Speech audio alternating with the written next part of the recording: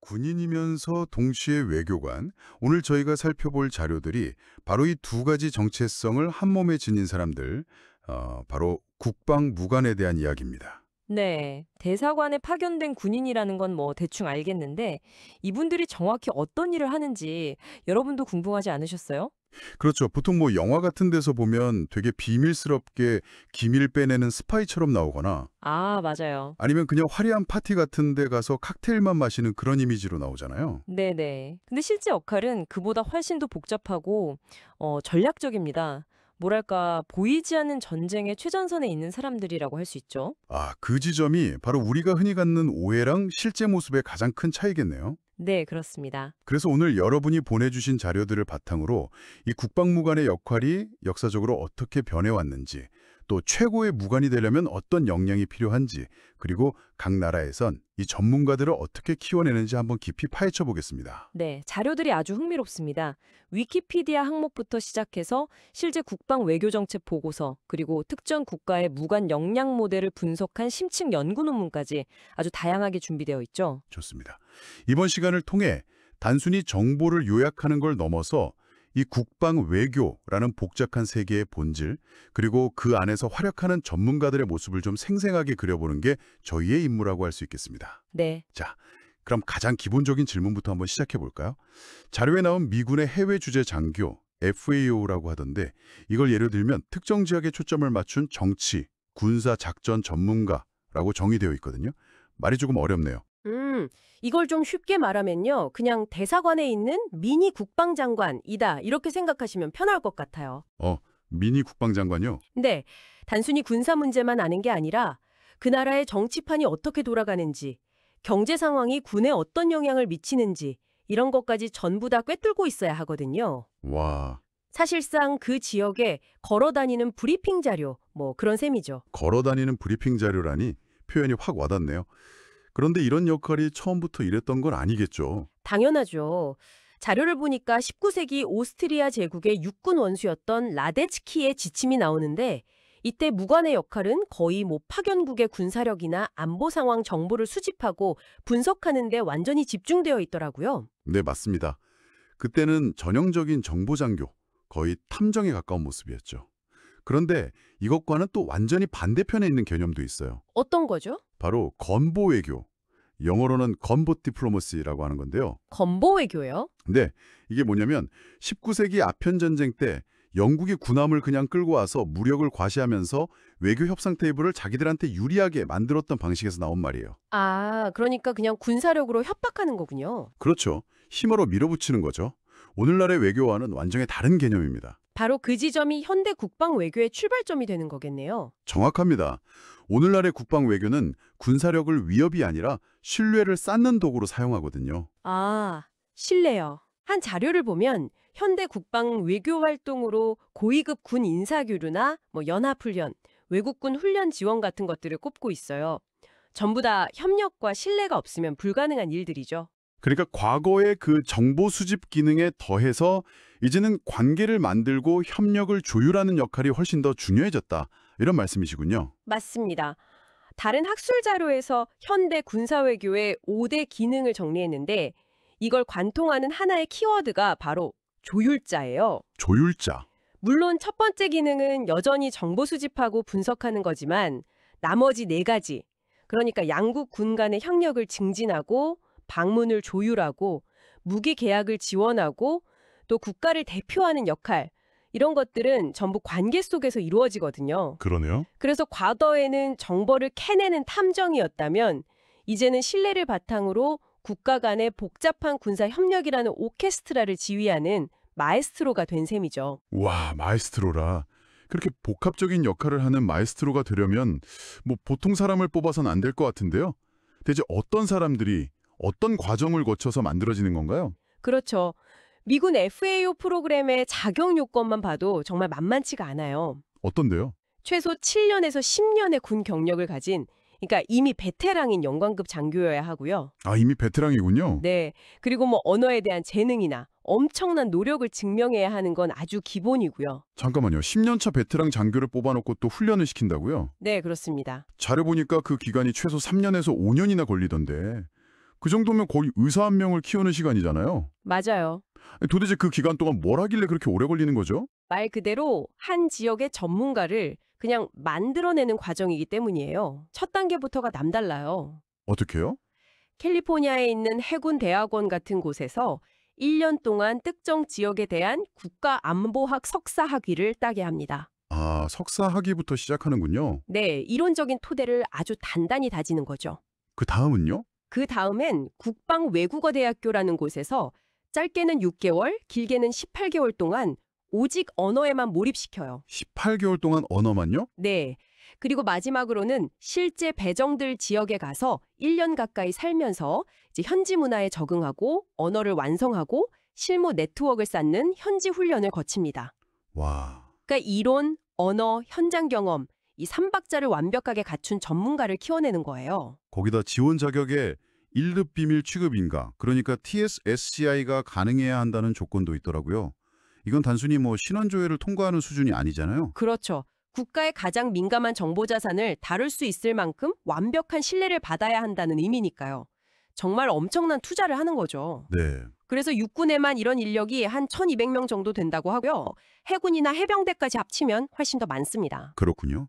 아, 그리고 흥미로운 건 예비군 FAO도 있다는 점이에요. 예비군요?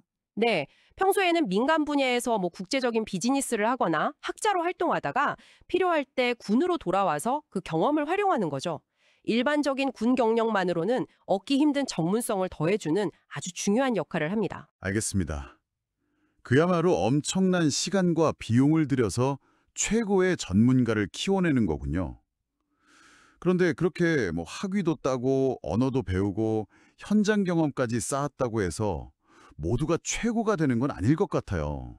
그렇죠. 당연히 차이가 있겠죠? 네, 여러분이 보내주신 자료 중에 뛰어난 무건이랑 평범한 무건을 구분짓는 핵심 역량이 뭔지 분석한 연구가 있었는데 이게 정말 재밌었어요. 아, 그 빙산 모델 연구 말씀이시죠? 저도 아주 흥미롭게 봤습니다. 이게 접근 방식이 아주 재미있어요. 네, 빙산 모델. 네.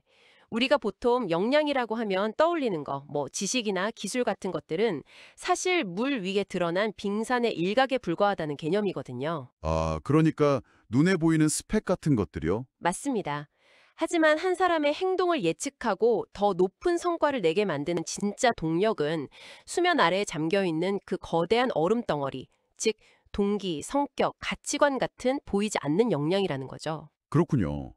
그래서 연구진이 동료평가로 무관들을 뛰어난 그룹이랑 평범한 그룹으로 나누고 뭐가 다른지 행동 특성을 분석했다고 하죠. 그 결과가 뭐였나요? 분석 결과 이 뛰어난 무관들을 결정적으로 구별짓는 4가지 차별화 역량이 밝혀졌어요. 4가지요? 네.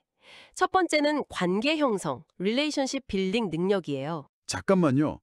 관계 형성이라는 게 그냥 우리가 흔히 말하는 사교성이 좋다 이런 말과는 어떻게 다른 건가요? 자칫하면 그냥 뭐 술 잘 마시고 아는 사람 많은 게 능력이라고 오해할 수도 있을 것 같은데요. 아, 핵심을 정확히 짚으셨어요. 여기서 말하는 관계 형성은 단순히 인맥이 넓다는 뜻이 아닙니다. 그럼 뭐죠? 전략적인 목표를 가지고 깊은 신뢰에 기반한 네트워크를 만들고 그걸 유지하는 능력을 의미해요. 누가 진짜 정보를 가지고 있는지, 위기 상황에서 누구에게 연락해야 하는지를 아는 거죠. 아, 2번째는 정보 탐색, 인포메이션 시킹 능력이에요. 정보 탐색. 네, 주어진 정보에 만족하지 않고 끊임없이 왜? 라고 질문하면서 문제의 근원을 파고들어서 숨겨진 맥락을 찾아내는 그런 집요함 같은 겁니다. 거의 탐정 같네요. 그렇죠. 3번째는 조직인식, Organizational Awareness네요. 이건 공식적인 조직도 너머에 있는 조직 내의 실제 권력 구조나 비공식적인 역학관계를 파악하는 능력. 그러니까 아, 누가 진짜 의사결정권자인지, 누구를 통해야 일이 되는지를 아는 그런 정치적 감각 같은 거군요. 정확합니다. 그리고 마지막 4번째가 바로 분석적 사고, Analytical Thinking이에요. 복잡하게 얽힌 상황을 체계적으로 분해해서 원인과 결과를 명확하게 파악하는 능력이죠. 결국 이 4가지를 종합해보면요. 뛰어난 무관은 단순히 아는 게 많은 사람이 아니에요. 그 지식을 활용해서 사람과의 신뢰를 쌓고 숨겨진 정보를 얻어내고 보이지 않는 권력의 지도를 읽어서 전체 판을 움직일 줄 아는 사람인 거죠. 듣고 보니 이건 비단 국방무관에게만 해당하는 얘기는 아닌 것 같네요. 어떤 면에서요? 어떤 조직에서든 진짜 에이스 소리를 듣는 사람들은 다 저런 보이지 않는 역량을 갖추고 있는 것 같아요. 자기 일만 잘하는 게 아니라 조직의 흐름을 읽고 사람을 움직일 줄 아는 사람들이요. 네, 맞습니다. 보편적인 탁월함의 요건이라고도 볼 수 있죠. 물론 자료에서도 현지 문화 이해나 외교 협상 기술, 언어 능력 같은 전문 역량도 중요하다고는 하지만 진짜 차이를 만드는 건 바로 이 네 가지 수면 아래의 역량이었어요. 그렇다면 이런 개념들이 실제 국가 전략에는 어떻게 적용될까요? 한국의 사례를 통해서 한번 살펴보죠. 네, 한 정책 보고서가 한국의 지정학적 위치를 고래 싸움 속의 세호에 비유하면서 국방 외교의 중요성을 아주 강하게 강조합니다. 늘 듣는 얘기지만 참 그렇죠. 네, 강대국들 틈바구니에서 우리의 안보와 이익을 지키려면 섬세하고 전략적인 국방 외교가 필수적이라는 의미죠. 보고서에 따르면 한국 국방 외교의 목표는 크게 세 가지예요. 첫째가 신뢰 구축, 둘째가 테러 같은 초국가적 위협 관리, 그리고 가장 중요한 북한 핵 문제 관리, 이 세 가지입니다. 주요 파트너는 역시 미국일 테고 중국이나 일본과의 관계는 중요하지만 늘 복잡하고요. 그런데 자료에서 의외의 플레이어로 아세안, ASN의 역할을 강조하는 부분이 흥미롭더라고요. 네, 그 부분이 아주 중요한 포인트입니다. 보고서는 아세안이 동북아의 민감한 국가들이 비교적 자유롭게 만날 수 있는 중립적인 소통의 장 역할을 한다고 분석해요. 중립적인 소통의 장이요? 네, 정치적인 부담이 덜한 다장 무대에서 자연스럽게 만나서 대화하면서 관계를 형성하고 신뢰를 쌓을 기회가 된다는 거죠. 그렇군요. 그렇다면 미래의 국방무관들을 양성하기 위한 한국의 노력은 어떤가요? 사관학교에서도 물론 관련 교육을 하고 있지만 아무래도 미국처럼 수년에 걸친 완전 몰입형 프로그램을 운영하기엔 현실적인 제약이 좀 있겠죠. 네, 바로 그런 상황에서 아주 흥미롭고 창의적인 틈새 전략 제안이 하나 나옵니다. 틈새 전략이요. 네, 단순히 외국어 교육을 강화하자 이런 차원을 넘어서는 아이디어죠. 저도 그 자료 아주 인상 깊게 봤습니다. 한국어랑 러시아어에 모두 능통한 고려인 2세를 사관학교를 통해서 러시아나 중앙아시아 지역 전문 국방무관으로 양성하자, 이런 아이디어죠. 정확합니다. 이게 그냥 단순히 언어 능력자를 활용하자는 차원의 이야기가 아니에요. 아닌가요? 네, 해당 지역의 문화와 정서를 몸으로 체득하고 있는 인재, 즉 문화적 원어민을 활용하는 것이 핵심입니다. 문화적 원어민? 이런 인재는 현지 군 관계자들과 신뢰를 쌓고 비공식 네트워크를 형성하는 데 있어서 다른 누구도 따라올 수 없는 압도적인 강점을 가질 수밖에 없어요. 그야말로 언어와 문화를 모두 갖춘 문화적 유창성, cultural fluency를 가진 인재를 확보하는 거네요. 그렇죠. 미군이 수년간의 훈련을 통해서 겨우 얻으려는 걸 우리는 이미 가진 인재를 발굴해서 활용하자는 거고요. 네, 맞습니다. 자료에서는 이걸 적은 비용으로 최대의 국방 외교 효과를 얻을 수 있는 틈새 전략이라고 평가해요. 앞서 말한 뛰어난 무관의 핵심 역량, 특히 그 빙산의 가장 큰 부분을 차지하는 관계 형성 능력과 문화 이해를 극대화할 수 있는 아주 현실적이고 영리한 방안인 셈이죠. 오늘 우리는 여러분이 보내주신 자료들을 통해 현대 국방무관이 국방 외교의 최전선에 선 고도로 훈련된 전문가라는 걸 확인했네요.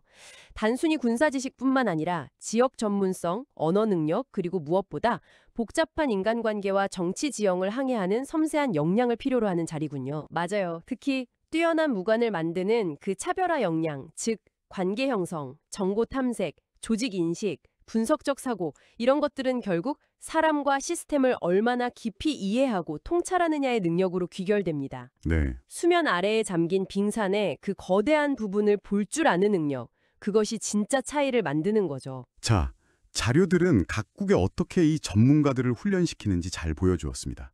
하지만 여기서 여러분께 마지막 질문을 하나 던져보고자 해요. 네, 인공지능이 실시간으로 전 세계 정보를 분석하고 화상회의로 언제든 소통할 수 있는 시대에 현장에서 직접 발로 뛰면서 인간적인 신뢰를 쌓는 이 국방무관의 역할은 미래의 갈등을 예방하는 데 있어서 과연 더 중요해질까요? 아니면 덜 중요해질까요?